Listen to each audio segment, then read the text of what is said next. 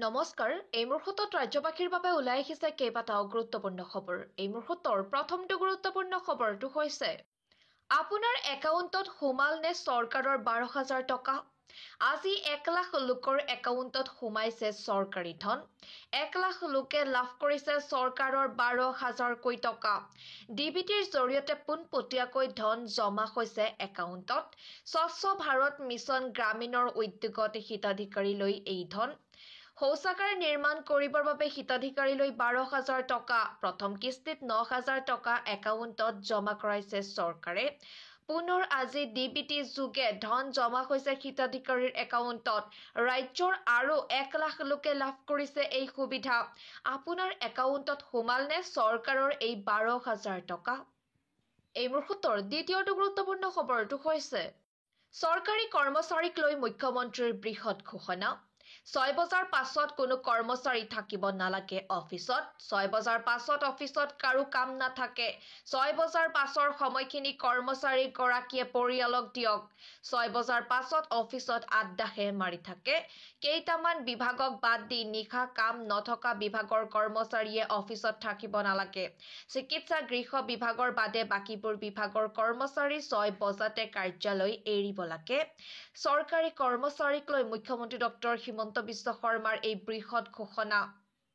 এই মুহূৰ্তৰ পৰৱৰ্তী গুৰুত্বপূৰ্ণ খবৰটো হৈছে ৰাজ্যৰ লাখ লাখ লোকৰ বাবে ডাঙৰ খবৰ এতিয়াৰে পৰা লাভ কৰিব বিনামূলীয়া বিদ্যুৎ ৩০০ ইউনিট বিজুলী বিনামূলীয়াকৈ লাভ কৰিব আপুনি বিনামূলীয়া বিদ্যুতৰ বাবে কেনেদৰে কৰিব আবেদন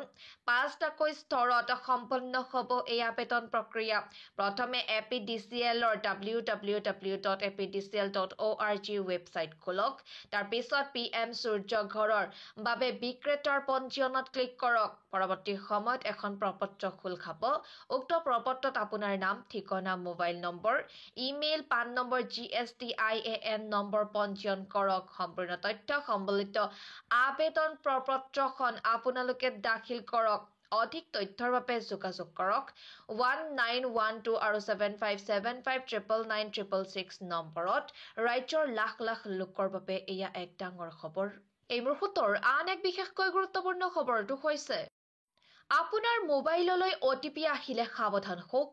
আপোনাৰ একাউণ্টৰ পৰা নোহোৱা হৈ যাব হাজাৰ হাজাৰ টকা টুপ্পামাৰীৰ জাকিদুল ইছলামৰ একাউণ্টৰ পৰা কটা গ'ল ৭০,০০০ টকা কামৰূপৰ বিভিন্ন এলেকাত বাখৰ পাতিছে বহিৰাজ্যৰ হেকাৰে তিনিবাৰকৈ পইচা কটা গ'ল জাকিদুল ইছলামৰ একাউণ্টৰ পৰা